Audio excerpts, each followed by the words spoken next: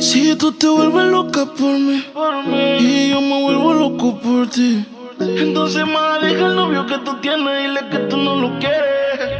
Primero tomaste, luego llamaste y en medio de indirectas calentaste la situación. Y yo tranquilo en la habitación, no lo esperé de ti. Te veía tan enamorada que ni intenté. Ahora te pregunto, ¿por qué sigues con él? Si borracha me confesaste que él no te lo hace bien. Tú le calientas la comida, pero él no te sabe comer. Si pruebas no vas a volver.